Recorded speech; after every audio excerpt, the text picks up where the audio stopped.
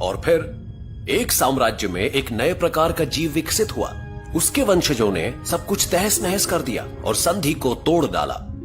अपने घमंड में वो दोनों साम्राज्यों और साथ ही अपने लिए भी एक जानलेवा खतरा बन गए।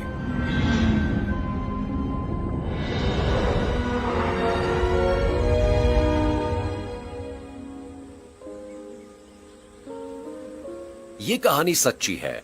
ये पृथ्वी पर जीवन के आधा दर्जन राज्यों में से 2 की कहानी है, पौधों और जानवरों के साम्राज्य। हरियाली बनाए रखना आसान नहीं होता। फिजिकल कांटेक्ट बहुत मुश्किल हो जाता है जब आप एक ही जगह पर फंसे हो। कोई डेटिंग नहीं हो पाती। बस एक जगह बैठकर अपने बीजों को हवा में उड़ाते रहना। आपको बस हवा का इंतजार रहता है हमेशा।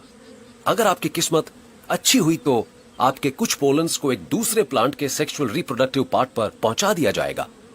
पौधे लगभग 10 करोड़ सालों तक ये हिट और मिस का खेल खेलते रहे, जब तक कि कुछ कीड़े विकसित होकर क्यूपिड की भूमिका निभाने लगे। उसके बाद जो हुआ उसे जीवन के इतिहास की सबसे बड़ी को एवोल्यूशन मैरिजेस कहना गलत नहीं होगा। एक कीड़ा एक फूल पर एक प्रोटीन रिच पोलन के डिनर के लिए जाता है। जाहिर है उनमें से कुछ पोलन उस कीड़े के शरीर पर चिपक जाते हैं।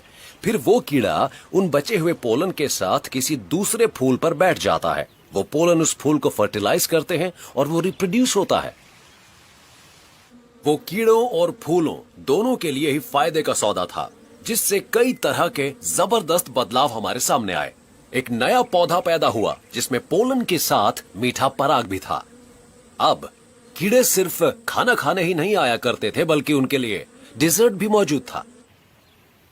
कीड़े और मोटे होने लगे, उनके शरीर पर और ज्यादा बाल उगने लगे और यहां तक कि उनकी टांगों पर पाउच बन गए ताकि वो रोज के फेरों में फूलों से ज्यादा पोलन्स ले सकें। अब वहां मधुमक्खियां थीं और ये एनिमल किंगडम की एक और प्रजाति के लिए अच्छी खबर थी, और वो प्रजाति थी हम इंसान। हम मधुमक्खियों और उनके साथी पॉलिनेटर्स के कर्जदार हैं, क्योंकि वो हमारे जिंदा रहने के लिए जरूरी हैं। आप खाने की जो भी तीसरी बाइट लेते हैं, और ये बात उन पर भी लागू होती है जो ओमनिवोरस हैं, ये सब उनकी वजह से हो पाता है। दुनिया की 35% फसलें इनके सहयोग पर निर्भर करती हैं। पौधे स्टारलाइट खाते हैं और हम और जानवर हम पौधे खाते हैं, और वो सिर्फ उपलब्ध खाने की मात्रा को ही नहीं बढ़ाते। ये बायोडायवर्सिटी भी उन्हीं की देन है जिसने हमें खाने की सप्लाई पर इस कदर निर्भर बना दिया है। पर हम उनसे भी बहुत काम करवा रहे हैं। ऐसा पहली बार हुआ है कि अब कई प्रकार की मधुमक्खियां लुप्त होने की कगार तक पहुंच गई हैं।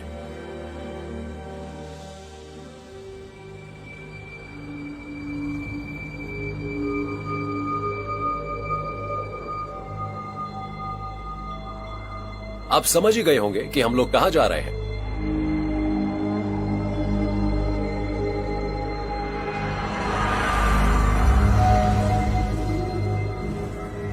कृषि के आविष्कार से हुए फायदे और नुकसान हमें यहां लेकर आए हैं, हॉल्स ऑफ एक्सटिंक्शन में।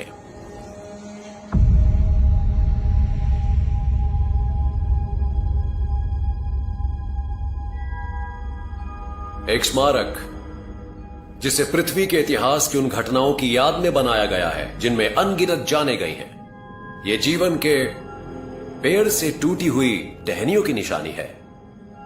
जीवन के इतिहास में 5 बार ऐसी खतरनाक और भयानक प्रलय आई है कि ऐसा लगा सब कुछ खत्म हो जाएगा, पर छठी कुछ बिल्कुल ही अलग है। जब पिछली बार हम यहां पर साथ थे, तब इस हॉलवे का कोई नाम नहीं था। क्यों? क्योंकि उस समय वैज्ञानिकों में यह सहमति नहीं बन पा रही थी। उस समय हम लोग एक प्रलय के बीचों बीच थे। अब स्थिति बदल गई है। अब इस हॉलवे का एक नाम है। ये हमारा है, द एंथ्रोपोसीन। ग्रीक भाषा में एंथ्रोपो का मतलब इंसान होता है और सीन का मतलब हाल ही में।